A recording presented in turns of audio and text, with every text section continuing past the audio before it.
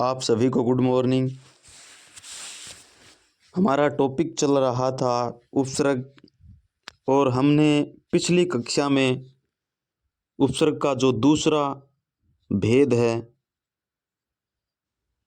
वो पढ़ा था।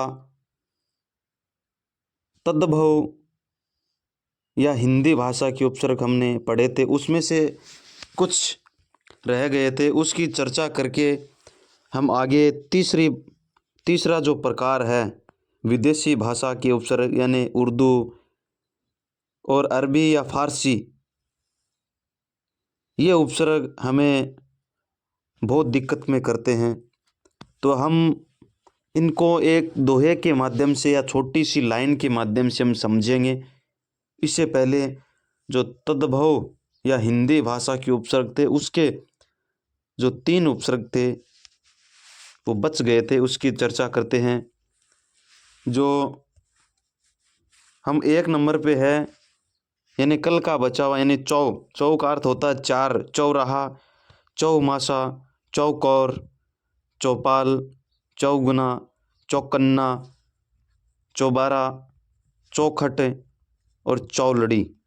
अब हम आगे का जो उपसर्ग है पंच यानी अर्थ होता है 5। हम मेल में अगर पच उपसर्ग जुड़ेगा तो उसका हो गया पंचमेल। इसी तरीके से पंचकुंटा, 55, 25, 5 और 20, 25 पंचमंडी। इसी तरीके से पंचरंगा, रंग में पंच जुड़ा तो पंचरंगा हो गया। आगे वाला है चीर का अर्थ होता है प्राचीन यानी चीरकाल, चिरायु, चिर परिचित और चिरंजीवी।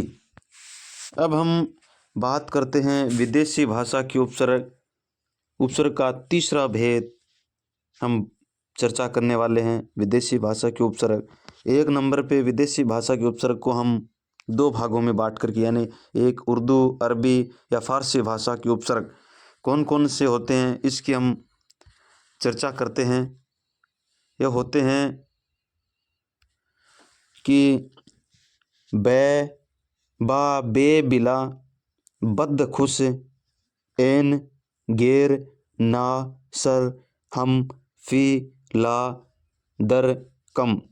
यानी एक स्कूल में हम एक दोहे के माध्यम से समझते हैं या एक छोटी सी ट्रिक के माध्यम से, एक लाइन के माध्यम से इसको समझते हैं कि स्कूल के अंदर एक बच्चा है, बहुत ही गरीब है।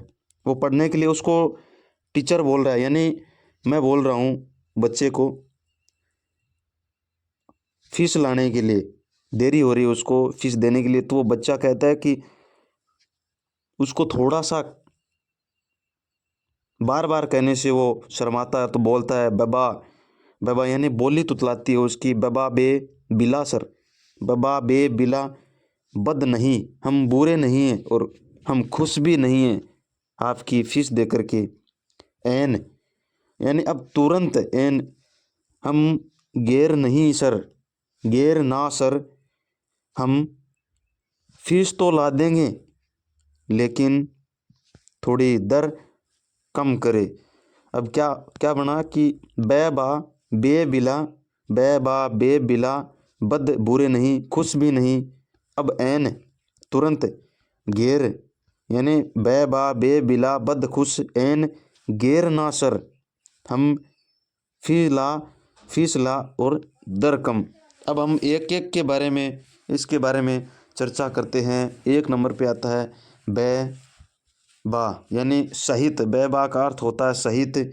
अब हम उपसर्ग लगने के बाद जो शब्दांश होते हैं, कौन कौन से शब्द होते हैं उसके बारे में चर्चा करने वाले हैं। बखूबी, बदौलत, बदस्तूर, बकौल, बाकायदा, बाइज्जत, बाकानून।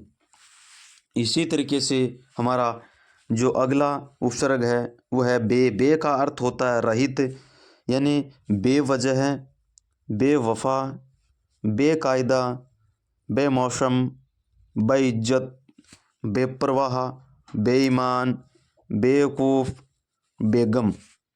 आगे वाला हमारा उपसर्ग है बिला का अर्थ होता है बिना। अब हम बात करते हैं कि बिला से बनने वाले कौन कौन से शब्द हैं?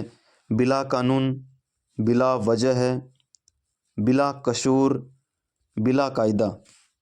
आगे वाला हमारा उपसर्ग है बद। बद का अर्थ होता है बुरा। बदनसीब, बदसूरत, बदबू, बदकिस्मत, बदहजमी, बदहल, बदहाल। अब हम आगे वाला हमारा जो उपसर्ग है खुश। खुश का अर्थ होता है अच्छा। खुश से बनने वाले उपसर्ग उनके बारे में हम चर्चा करने वाले हैं। तो आइए देखते हैं। खुश नसीब, नसीब में खुश जुड़ा तो शब्द बना खुश नसीब। इसी तरीके से किस्मत में खुश जुड़ा तो हमारे पास शब्द आया खुश किस्मत। इसी तरीके से खुशबू, बू में खुश जुड़ा तो खुशबू। हाल में खुश जुड़ा तो खुशहाल। और मिजाज में खुश जुड़ा तो खुश मिजाज हो गया।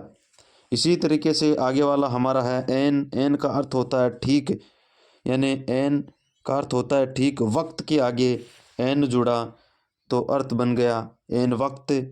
एन जगह के आगे एन जुड़ा तो शब्द बना एन वक्त। इसी तरीके से मौका के आगे एन जुड़ा तो एन मौका। और इनायत के आगे एन जुड़ा तो एन इनायत। इसी तरीके से इलाज के आगे इन जुड़ा तो एन इलाज हो गया।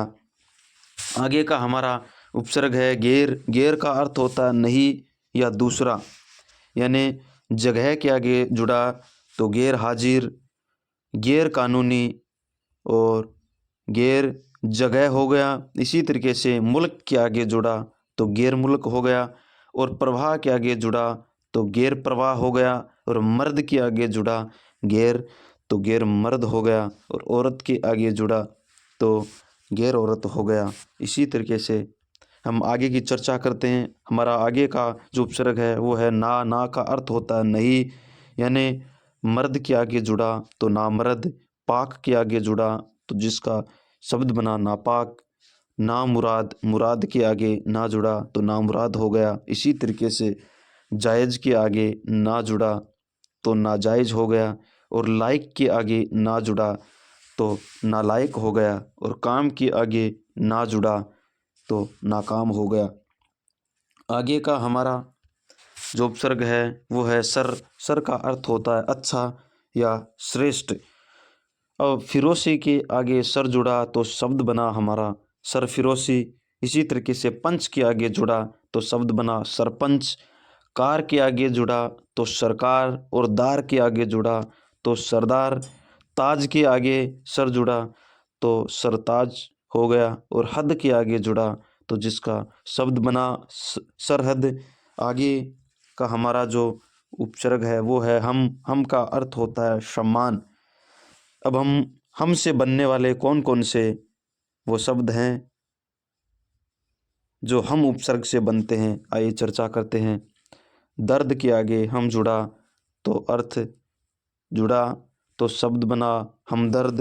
इसी तरीके से जोली के आगे अर्थ जुड़ा, जोली के आगे हम शब्द जुड़ा तो हम जोली हो गया। सफ़र के आगे हम जुड़ा तो हम सफ़र हो गया। राही के आगे हम जुड़ा तो हम राही हो गया। और उम्र के आगे हम जुड़ा तो हम उम्र हो गया। और राज के आगे हम जुड़ा तो हम राज हो गया। वतन के आगे हम जुड़ा तो हम वतन हो गया। आगे का हमारा उपसर्ग है फ़ी। फ़ी का अर्थ होता है बुरा या बड़ा, यानी फ़ी आदमी, फ़ी मैदान। आगे का हमारा उपसर्ग है ला। ला का अर्थ होता है रहित, नहीं या बिना, यानी जवाब के आगे ला जुड़ा तो शब्द बना लाजवाब। और इलाज के आगे जुड़ा तो शब्द बना ला इलाज। और प्रवाह शब्द के आगे ला उपसर्ग जुड़ने से शब्द बना लापरवाह। इसी तरीके से लावारिस। आगे का है दर का अर्थ होता है अलग या बीच में, यानी दरकिनार। दरखास्त, खास्त के आगे दर उपसर्ग जुड़ने से दरखास्त बना। और बार के आगे दर उपसर्ग जुड़ने से दरबार बना। दरबर, दरमियान, दरगाह है। आगे का हमारा उपसर्ग है कम। कम का अर्थ होता है थोड़ा या छोटा, यानी कम सीन, कम उम्र, कम वतन, कम वक्त और कमज़ोर। आगे के हमारे जो उपसर्ग है 2 नंबर का, हमने विदेशी भाषा में 1 नंबर और दूसरा नंबर का जो भाग है वो है अंग्रेजी भाषा की उपसर्ग। अंग्रेजी भाषा के उपसर्ग को समझने में ज़्यादा परेशानी नहीं होती हमें, यानी क्योंकि ये इंग्लिश शब्द आसानी से समझ में आ जाते हैं। हमारी दिक्कत अरबी, फ़ारसी और उर्दू भाषा के होती है, जिसको मैंने एक ट्रिक के माध्यम से आपको समझाया। अब हम बात करते हैं अंग्रेजी भाषा के उपसर्ग। हाफ का अर्थ होता है आधा। हाफ से बनने वाले कौन से शब्द होते हैं, आइए चर्चा करते हैं। Half mind, half pant, half ticket, half shirt. इसी तरीके से आगे का उपसर्ग है हेड। हेड का अर्थ होता है मुख्य या प्रधान, यानी head master, head constable, head office.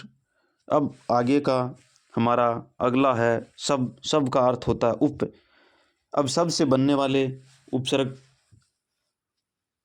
शब्द कौन से हैं? सब उपसर्ग से बनने वाले sub division, sub inspector, sub inspector, सब रजिस्ट्रार। आगे अगला है हमारा चीफ। चीफ का अर्थ होता है मुख्य। Chief guest, chief minister, chief engineer, chief secretary, chief justice.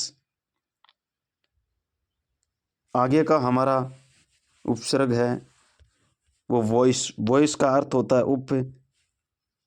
अब वॉइस से बनने वाले उपसर्ग, इनकी हम चर्चा करते हैं, तो आइए चर्चा करते हैं। Vice president, vice principal, vice chancellor.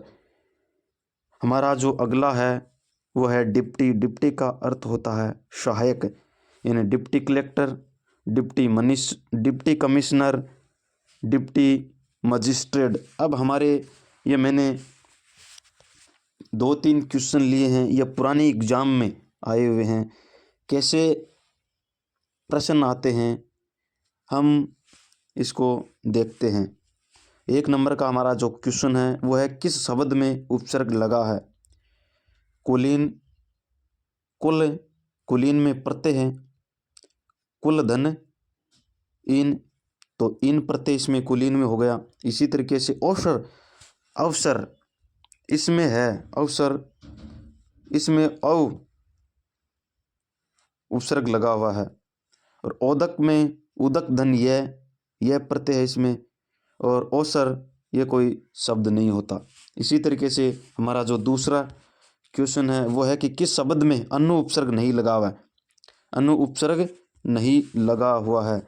अन्वेषण, अनुधन, ऐसन पढ़ा था हमने। अनुधन उर्वर ये भी पढ़ा था।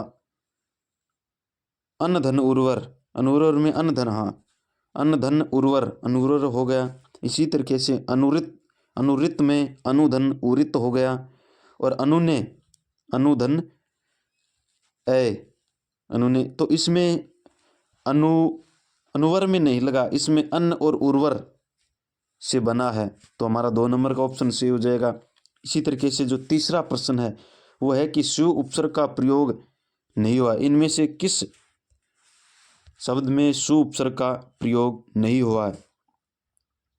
स्वस्थ, स्वल्प, स्वस्ति और सुलेख। सुधन लेख, सुलेख हो गया। सुधन अस्थि, स्वस्ति हो गया। सौधन, सुधन अल्प, स्वल्प हो गया। इसमें स्वस्थ में नहीं है। इसी तरीके से एक है सुष्ट, जिसका अर्थ होता है अच्छा। इसमें क्या प्रत्यय लगा हुआ है? नहीं, सॉरी, उपसर्ग लगा हुआ है। सु उपसर्ग सतमैन है और इसमें उ है, तो मिला के इसमें सु उपसर्ग है, इसको मिला के लिखा तो सुष्ट हो गया। तो हमारा जो उपसर्ग का जो टॉपिक था वो हमने आज कंप्लीट कर लिया है। हमारा जो आगे का जो टॉपिक रहेगा उसका नाम प्रत्यय है। हम प्रत्यय की आगे वाली कक्षा में चर्चा करेंगे। मिलते हैं अगली कक्षा में, तब तक के लिए आप सभी को धन्यवाद।